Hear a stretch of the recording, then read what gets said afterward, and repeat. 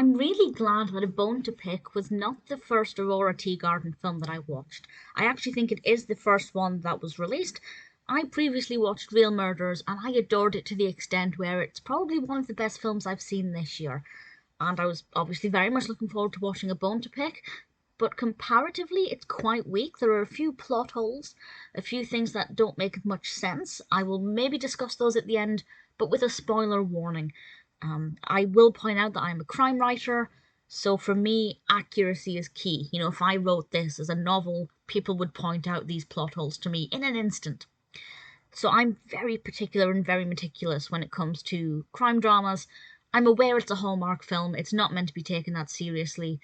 But also, like Aurora, I'm a massive true crime fan, and there are things that she did that she wouldn't do, namely the handling of a particular object. If she was really a true crime fan and had that much knowledge, there are certain things that she would have done differently or would have questioned.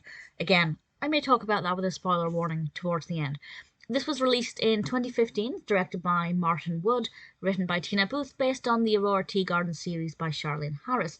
And this stars Candace Bure, who I absolutely love, and it's fabulous that an actor I love a lot is playing a character who I adore. I do really adore Aurora Teagarden.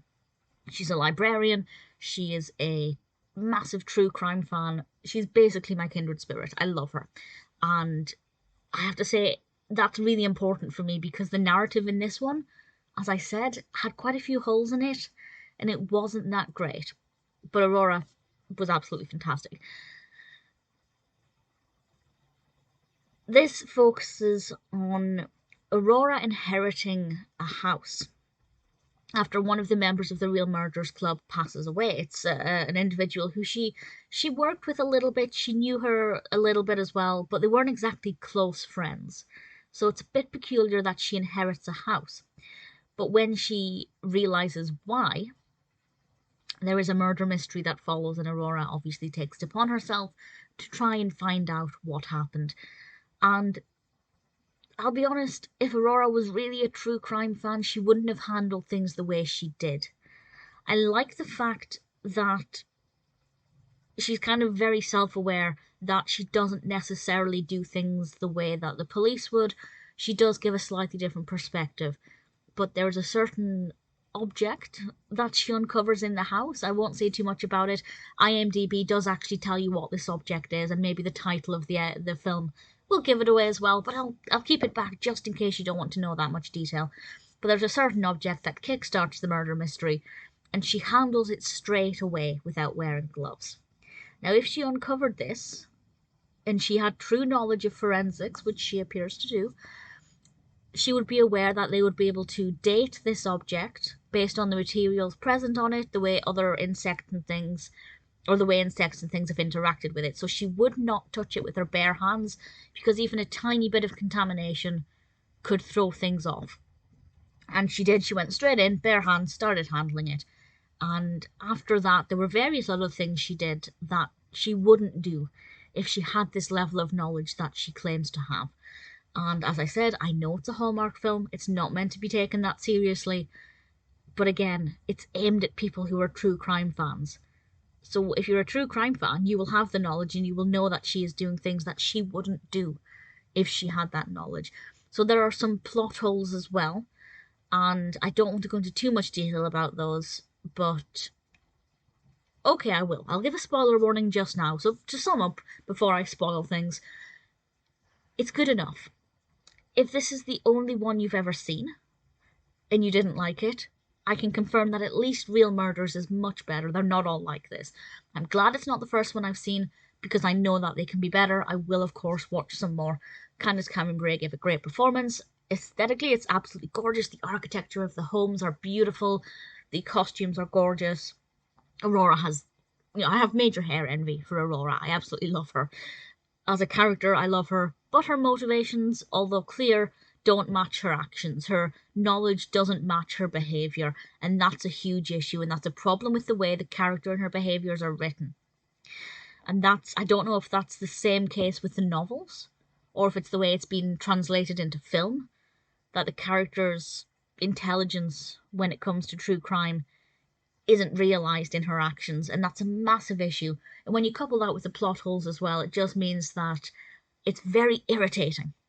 If you're a true crime fan, you will find this irritating, but if you're a Candace Cameron Bure fan, or you like the vibe of Hallmark films, I think you will enjoy it. So, spoilers from now. A few other things that irritated me. I will say, first of all, the narrative was dull. I didn't really care about who the skull belonged to. I never really found that part of it to be that interesting. I genuinely didn't care about solving the mystery. And that's a terrible sign for a film that's based on murder mysteries. I honestly didn't think they kind of portrayed this heightened anxiety about finding out who it was. I really wasn't that bothered. And I think maybe because there were so many issues with it, I just kind of lost trust in it and felt like it wasn't really that interesting or worth investigating. Something that also bothered me, and I will give the film the benefit of the doubt, maybe I blinked and missed this explanation, and if this is the case, feel free to update me. I will give the film the benefit of the doubt. But if Jane found the skull, why didn't she find the rest of the body? Why did she only dig up the skull? If you knew there was a dead body there, would you leave it? I don't think so. Especially if you're a huge true crime fan like Jane was. You wouldn't just kind of come across this skull and then leave the rest of the body. You wouldn't do that. So that was a massive issue. I've already pointed out the fact that Aurora's behaviour, handling the skull straight away without gloves or anything, knowing that the materials on the surface of that skull could help with aging it and, seeing if it's been moved from its location. Obviously it had, but moved from one burial to another burial place. And she just went straight in there with her hands and contaminated everything. Which, if she was a true crime fan, she absolutely would not do, because she'd know that that's a terrible, terrible thing to do. And there were a few other plot holes along the way that just didn't really work. And there were a lot of things that just made no sense. So, unfortunately, A Bone to Pick is not a great film. It's barely even a good film. If you're a fan of Candace Cameron, then I think you will love her in this. And I do love Aurora. She's not a very well written character in this particular episode or film, but I still love her.